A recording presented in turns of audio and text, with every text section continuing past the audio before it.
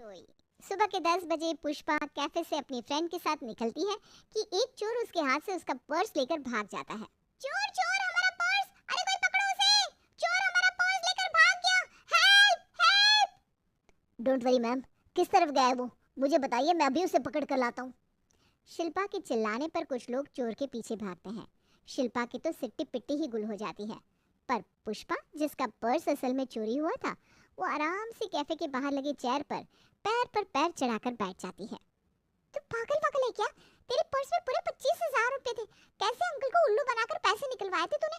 ले गया ना वो सारे पैसे चोर। अब कैसे भरेगी फीस और कैसे घुमा फिरी करेगी? लापरवाही का टैग लग जाएगा तुझ पर। अरे तो क्या करूं?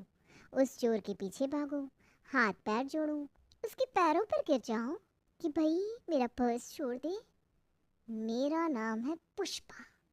पुष्पा किसी के सामने नहीं झुकती। तो बस यहाँ बैठ, 5 मिनट के अंदर अंदर वो आएगा, मुझसे माफी मांगेगा और मेरा पर्स वापस करके जाएगा। ओ भैया, जरा कॉफी लाना, क्योंकि खाली बैठकर पुष्पा अपना टाइम वेस्ट नहीं करती। कोई बात नहीं बहन, होता है। अपने आप को संभाल तू, लगता है तुझे हैवी सदमा लगा है। 5 मिनट बाद चोर वापस आता है। सॉरी मैडम, मुझे नहीं पता था आप पुलिस अफसर हैं। आज पहली बार मैंने चोरी का काम शुरू किया और हाथ में आपका बैग आ गया। मेरी फूटी किस्मत। मेरा मतलब है, मैं बैग चुरा नहीं रहा था, मैं तो भाग रहा था और मेरे हाथ में आपके पर्स का फीता फंस गया। अब आ गया तो सोचा नए काम का श्री गणेश कर देते हैं। चोर के हाथ से पर्स लेकर पुष्पा एक तमाचा उसके गाल पर चढ़ देती है, जिससे वो 2 बार घूमकर वापस भाग जाता है। वहां मौजूद सभी लोग ताली बजाने लगते हैं। पुलिस और तू? मेरे पर्स में मैं हमेशा एक आईडी कार्ड रखती हूँ, जिसमें मेरी identity sub inspector Pushpa Agarwal है। चोर ने जब पैसे निकालने के लिए पर्स खोला होगा, उसने मेरी आईडी प्रूफ देख ली और डर कर खुद पर्स वापस करके चला गया। अरे वाह यार पुष्पा, पर इस ड्रामे में जो लेट हो गए हम उसका क्या? पहले तुझे कॉफी पीनी थी, फिर ये चोर। डायरेक्ट हम कॉलेज जाते तो ये सब होता ही नहीं। ऑटो से जब तक पहुंचेंगे हम, तब तक कॉलेज का दरवाजा भी बंद हो जाएगा। लास्ट पेपर छूट गया तो समझ रही है ना, रिजल्ट नहीं बनेगा हमारा। लगता है ट्रेन लेनी पड़ेगी। शिल्पा पुष्पा स्टेशन पहुंचते हैं, जहां बिना टिकट लिए पुष्पा ट्रेन में चढ़ जाती है। अरे बहन, टीटी ने पकड़ लिया तो इतनी देर हुई थी, एक टिकट भी ले लेते। और इत्तेफाकन 5 मिनट बाद ही टीटी वहां आ जाता है। चलिए मैडम, टिकट दिखाइए। नागेंद्र जी, आप पटना वाले केस से कब छूटे? हम कभी पटना वाले केस में फंसे ही नहीं थे। ये क्या कह रही हैं आप? नहीं फंसे तो अब आ जाएंगे, क्योंकि रेलवे विभाग की ऑडिट के लिए यहाँ मुझे भेजा गया है। इंस्पेक्टर पुष्पा अग्रवाल। ये कहकर पुष्पा अपने पास से अपनी नकली आईडी टीटी के सामने निकालकर उसे दिखाती है, जिसे देखकर टीटी का दिमाग चकरा जाता है। अरे मैडम, आप विभाग से है तो कहना चाहिए था ना। आपसे क्या टिकट लूँगा मैं? मेरा नाम तो आपको याद ही है। मेरा ध्यान रखिएगा ज़रा। हाँ, बाप रे बाप, ये लड़की और इसका दिमाग। और आराम से ट्रेन का सफ़र करते हुए शिल्पा और पुष्पा एग्ज़ाम सेंटर पहुंचती है और अच्छी तरह एग्ज़ाम देने के बाद वापस पुष्पा अपने घर लौट आती है। इतना कुछ किया है आज पुष्पा ने आंटी जी। मैंने तो पहले ही कहा था मम्मी, तुम्हारी बेटी कभी झुकेगी नहीं।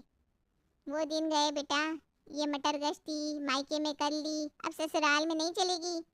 हो गई पढ़ाई, अब हो गया कॉलेज जाना, पापा ने तुम्हारा रिश्ता कर दिया है। अरे कैसे कर दिया मुझे बिना पूछे? मैंने देखा भी नहीं कौन है, कैसा है, लड़का है लड़की है। इतने भी मॉडर्न नहीं हो कि तेरे पापा के तेरे लिए लड़की देख कर आ जाए। लड़का ही देखा है। देखा क्या है, हाँ कर दी है। और अगर तू पुष्पा है ना, तो तेरे पापा सूर्यवंशम के ठाकुर भानु प्रताप, तो शादी तो तेरे कारण से ही होगी। पुष्पा हूँ मैं, पुष्पा झुकेगी नहीं। तो देख लेना, मेरे ससुराल वाले वक्त वक्त पर झुकते रहे, वरना उनकी अकड़ के साथ कमर भी तोड़ दूंगी। ये क्या बोल रही है तू? ऐसे तो वो 1 महीने के अंदर ही तुझे वापस यहाँ छोड़कर चले जाएंगी। अरे तो यही तो मैं चाहती हूँ। पुष्पा की शादी उसकी मर्जी के खिलाफ करण से तय हो चुकी थी, पर पुष्पा इतनी जल्दी किसी की सुनने वालों में से नहीं थी। तो रात को पुष्पा करण को कॉल लगाती है। सुन लो मिस्टर, तुम जो कोई भी हो, तुम्हारी ना फोटो देखी है मैंने, ना मैं देखना चाहती हूँ। तुम जानते हो मेरा बॉयफ्रेंड कौन है? इंस्पेक्टर सुमित अग्रवाल। और किस्मत से तुम्हारे ही शहर में पोस्टिंग हो गई है उसकी। मैं ये नहीं कह रही हूँ कि मैं उस इंस्पेक्टर से शादी कर लूँगी, मतलब देखो, अपने खानदान की इज्जत बचानी है तो इस रिश्ते के लिए खुद मना कर दो। अरे वाह मैडम, तुम तो बिल्कुल मेरे जैसी निकली। अभी तुरंत मैं अपनी गर्लफ्रेंड के साथ उसी कैफे से होकर निकला हूँ जिस कैफे के बाहर आपका पर्स चोरी हुआ था। मेरा नाम करण है। उस दिन आपकी और आपकी सहेली की सारी बातें सुन ली थी मैंने। Fake ID card, police inspector. मैं आपके शहर आपके पापा से मिलने आया था और इत्तेफाक से आपको देख लिया। व्हाट? नो, तुम जानते नहीं हो मुझे। पुष्पा हूँ मैं, झुकती नहीं। अरे पर झुकना क्यों है, कंधे से कंधा मिलाकर चलते हैं ना।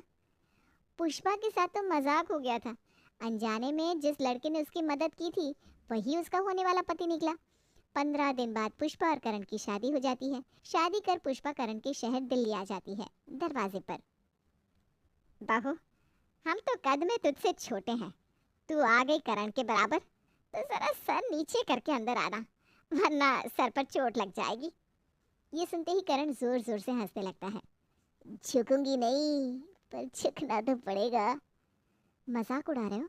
उड़ा लो उड़ा लो। मेरा नाम पुष्पा है, सर तो मैं झुकाने से रही।